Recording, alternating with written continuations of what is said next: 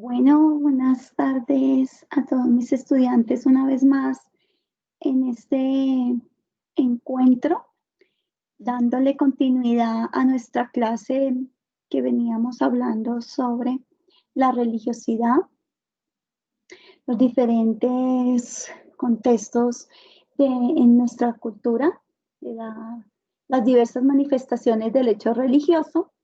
Encontramos dentro del taller que ustedes han ido elaborando teórico-práctico sobre las formas elementales, es decir, la manera como se expresan específicamente los movimientos de religiosidad, de las religiones, las sectas y los movimientos religiosos. Cabe destacar que cada uno de estos términos, religiosidad, hace parte de la manera de expresarse de una determinada comunidad, independientemente al Dios que tengan, ¿sí? Esta religiosidad no está basada en el número de dioses a los que se tenga afinidad, ¿no? Las religiones pues ya son propiamente estructuras ya más estructuras de creencias más definidas y más maduras. Las sectas ya se desprenden de estas dos. Y los movimientos, pues definitivamente, como dice la palabra, son movimientos religiosos de alguna creencia en particular, ¿sí?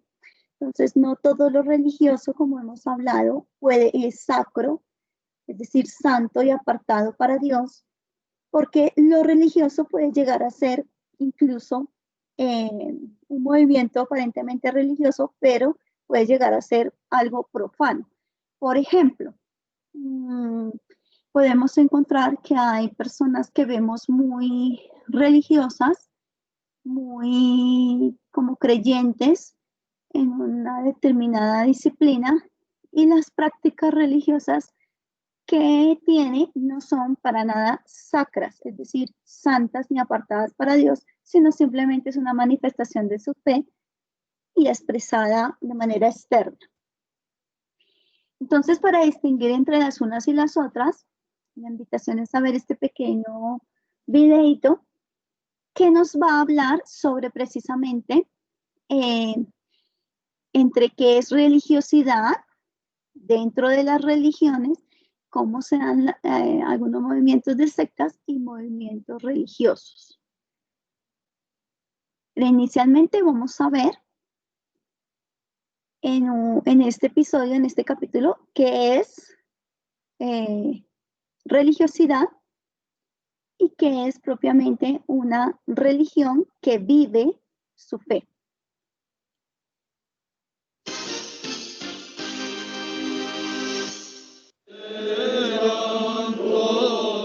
Entre finales de abril y comienzos de mayo, Jerusalén se llena del clima de la Semana Santa, celebrada por los cristianos ortodoxos.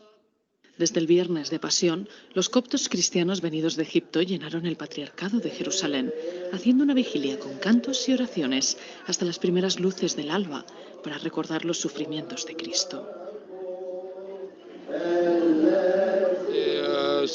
Dios ha permitido que esta gran multitud de egipcios visitase Jerusalén. A los coptos se les prohibía venir aquí. Es gente buena y les hemos reunido aquí para rezar, como Cristo nos enseñó. Uno de los momentos más esperados del sábado fue la celebración del Fuego Santo en la Basílica del Santo Sepulcro. Según la creencia ortodoxa, la llama encendida viene del cielo y simboliza la nueva vida traída por Cristo. Los fieles eran tan numerosos que las calles de la ciudad vieja se cerraron para contener el gran número en el interior de la basílica.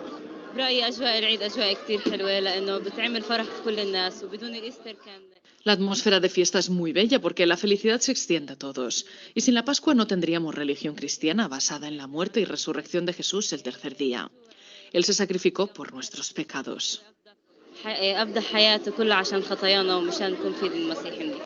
En las calles laterales será grande la espera de los fieles que esperaban el paso del Fuego Santo con velas en la mano. He venido para celebrar la Pascua y coger el fuego santo.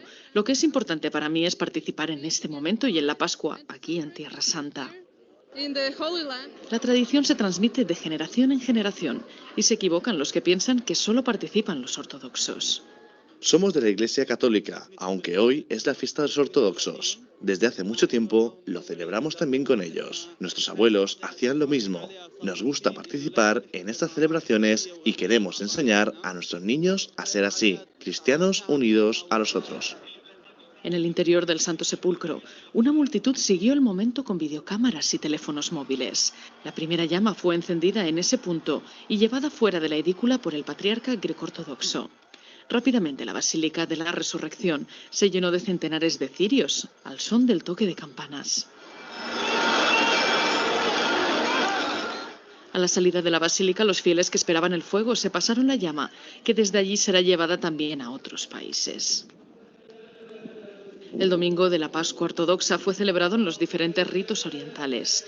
En la iglesia armenia, centenares de fieles se reunieron en el patio de la catedral, en la ciudad vieja de Jerusalén, junto al patriarca Nurhan Manujam y a decenas de sacerdotes y seminaristas.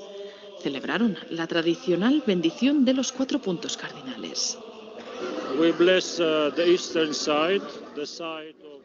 Este sacerdote explica que en primer lugar han rezado por Oriente, después se han girado en dirección a Occidente para bendecir el resto de países, deseándoles seguridad y prosperidad.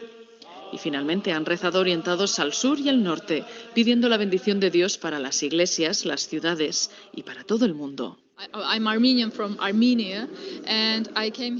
Soy armenia y he venido expresamente desde Armenia para estas ceremonias tan importantes, para este periodo tan importante para todos los cristianos. La diversidad de fecha en la que se celebra la Pascua por latinos y ortodoxos deriva de una divergencia de calendarios. Mientras que los latinos se adhieren al nuevo cálculo de las fechas según el calendario gregoriano, los ortodoxos continúan adoptando el calendario juliano, que toma en consideración factores astronómicos. A pesar de la diversidad de ritos y de las épocas propias de la celebración de la Pascua, hay algo que los une: la fe en la resurrección de Cristo, Hijo de Dios, que inauguró un nuevo tiempo para toda la humanidad.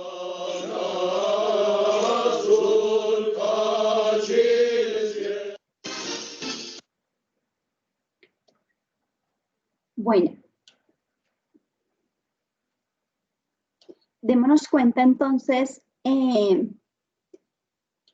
y destaquemos en esta parte de la diferencia entre religiosidad, religiones y sectas. Quiere decir que en cuanto a religiones y en cuanto a las celebraciones,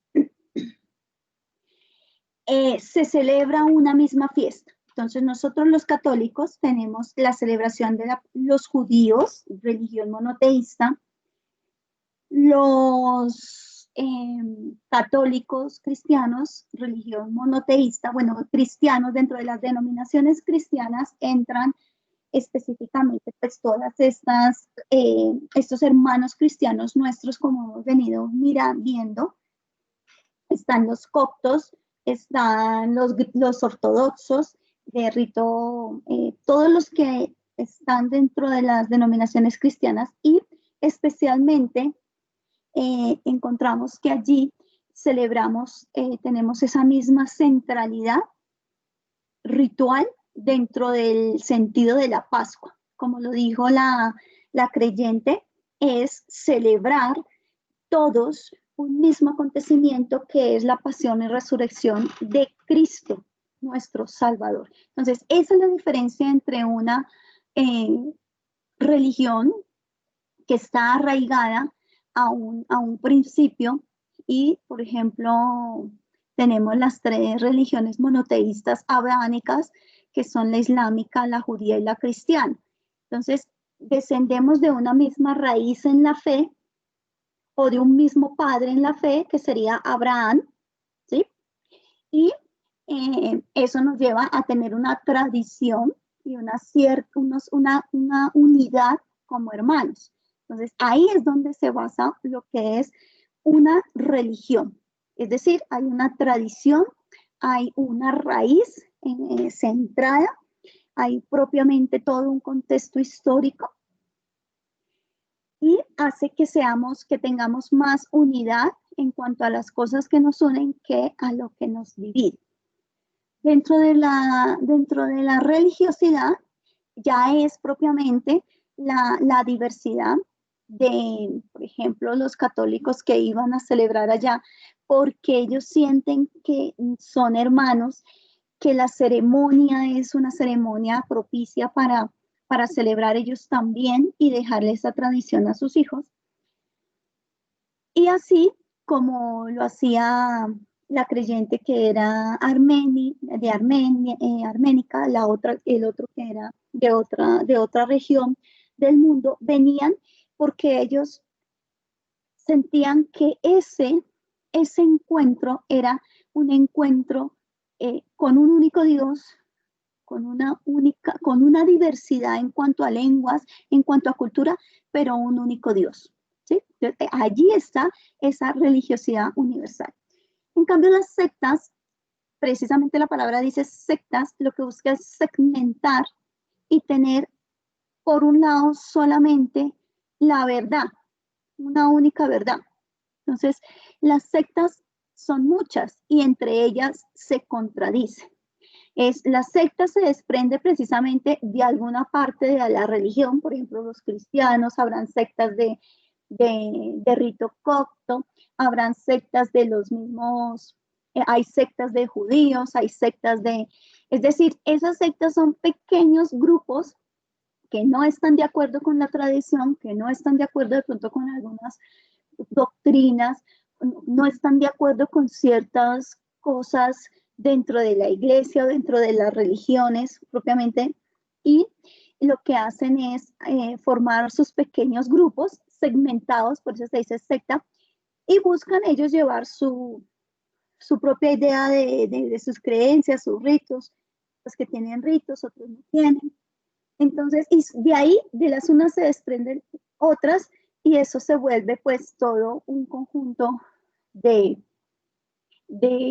no saber, ¿sí? Unos van por un lado, otros van por el otro, entonces se van segmentando, se segmentan, y ahí es lo que se llama de pronto que se desprenden un poco del cuerpo místico de Cristo. Cristo es una unidad, la iglesia es una unidad, o en este caso, digamos, el centro de nuestra fe es una sola persona y una sola doctrina, una misma fe. Y cuando pues no se está de acuerdo, pues muy respetable, pues se van dividiendo, y eso causa que se realicen sectarismos y distintas denominaciones cristianas y religiosas dentro de todas las religiones. Y los movimientos religiosos, pues definitivamente, como dice, son movimientos que se dan por tiempos. Inicialmente al cristianismo lo consideraban como un movimiento religioso, como un movimiento que pasará, porque ya habían otros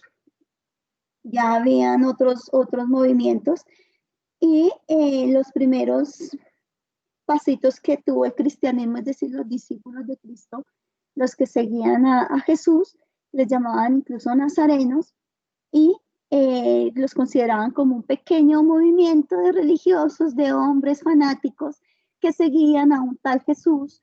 Incluso hay pasajes, crónicas de algunos escritores no cristianos que decían o describen que allá de esa secta, incluso también llegaron a ser catalogados como una secta porque eran un pequeño grupo de religiosos fanáticos que hacen mucho escándalo, que hacen mucho ruido. Eso ya pasará, eso se acabará. Entonces, a eso se refiere. Y los movimientos religiosos se dan solamente por pocos periodos dentro de un espacio de tiempo, es por unas pocas personas, y con el tiempo, como es un movimiento religioso que no tiene raíz, pues como dice la palabra, cae en piedras la palabra, en un terreno poco fértil, y el tiempo se encarga de secar ese tipo de movimientos. Y pues esos movimientos religiosos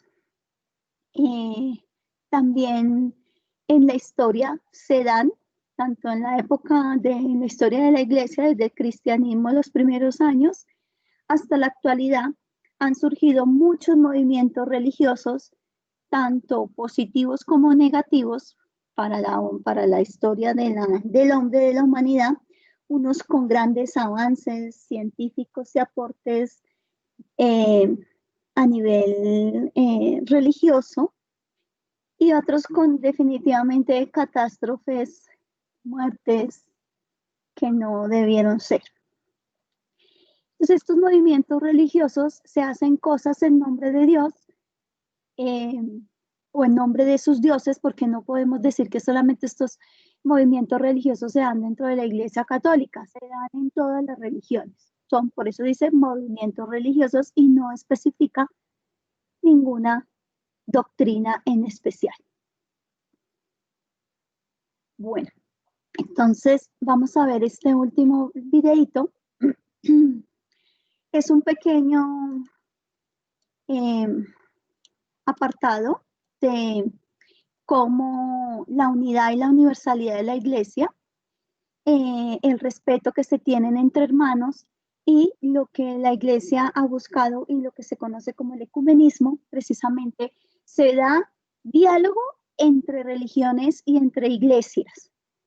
Es decir, somos hermanos, algo nos une y el diálogo se puede dar. Cuando son movimientos religiosos o sectas, casi nunca hay diálogo, siempre hay contradicción los unos con los otros. Con este Ave María, compuesto por el mismo anfitrión, el patriarca Elías II, recibieron al Papa Francisco en...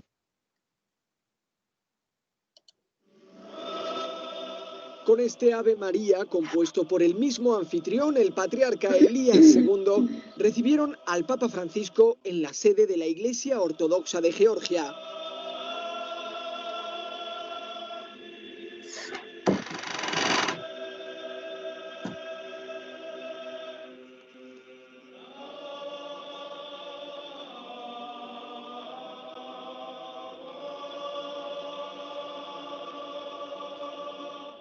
Durante años, el patriarca Elías fue protagonista del acercamiento entre iglesias cristianas, pero algunos le amenazaron con un cisma si continuaba ese camino. Desde entonces, la Iglesia Ortodoxa de Georgia es la más fría con Roma. Por eso mismo, la cordialidad de esta visita es tan relevante. A sus 83 años, Elías por la mañana fue al aeropuerto a recibir personalmente al Papa. Luego se reunió con él en privado y más tarde, en este salón de audiencias, le regaló un icono que Francisco veneró con un beso.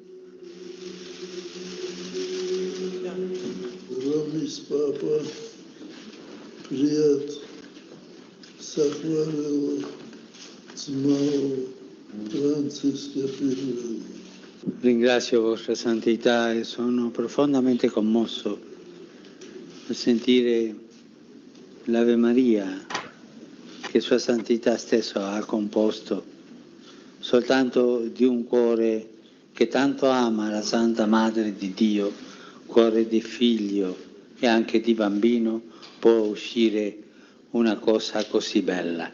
Carissimo fratello, lasciamoci guardare nuovamente dal Signore Gesù, lasciamoci attirare ancora dal suo invito a lasciare ciò che ci trattiene dall'essere insieme annunciatori della sua presencia.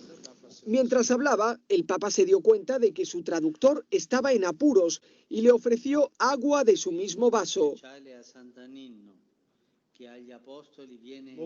El encuentro acabó con un brindis que, como gesto de hospitalidad oriental, hicieron con té y café. Che Dio benedica la Chiesa Cattolica di Roma.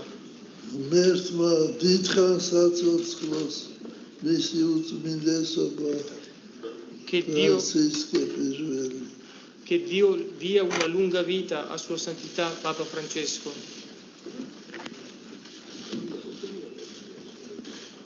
Grazie Santità, che Dio benedica Sua Santità e la Chiesa Ortodossa della Gioia. dia grazia, santità e possa andare avanti nel cammino della libertà. Elías II es el patriarca desde hace 39 años. Ha sido testigo de la devastación que supuso para los cristianos el régimen soviético. Durante aquellos años pasaron de tener 2.455 iglesias a tener solo 80.